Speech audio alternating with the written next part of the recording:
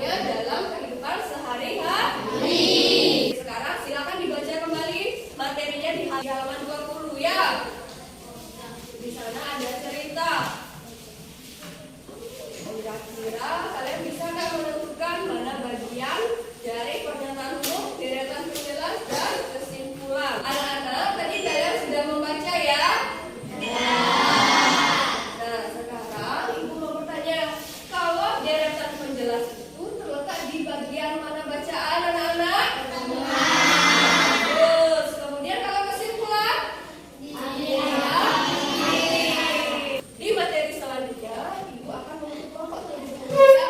Kita akan berdiskusi tentang rangkaian apa ini yang nyala ini? Jadi rangkaian listrik. Nah, sekarang ibu akan membentuk kelompok terlebih dahulu ya. Di mana kelompoknya terdiri dari 3 sampai 4 orang.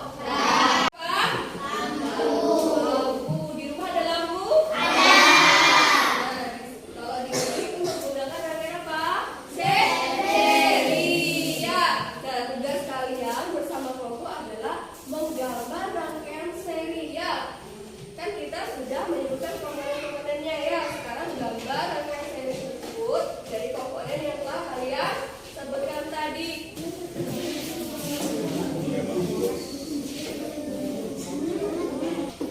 Sudah selesai anak-anak?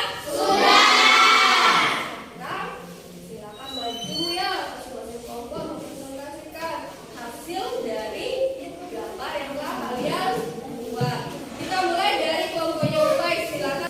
Ya, anak-anak, kita akan mendengarkan hasil dari diskusi kelompok 4 ya. Silakan tunjukkan dulu hasil pekerjaan kalian. Tadi kita sudah belajar tentang teks eksplanasi dan rangkaian listrik seri.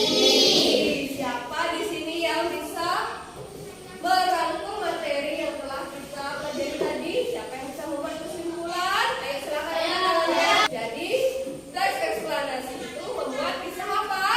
Nyata.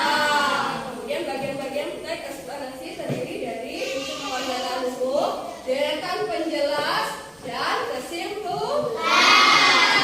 Nah, contoh dari rangkaian listrik yang ada di rumah yaitu rangkaian dari seri. Untuk mengetahui tingkat pemahaman kalian tentang materi yang telah kita pelajari, maka ibu akan memberikan tes ya.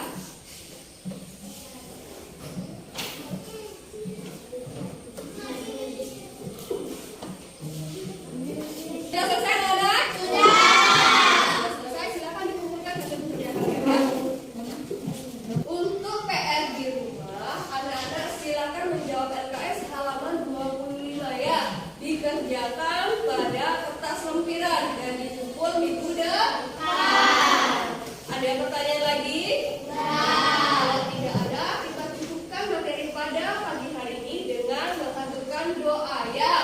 Jadi kita tutup materinya dengan doa. Silakan ketua kelas pimpin teman-teman yang berdoa. Sikap berdoa mulai.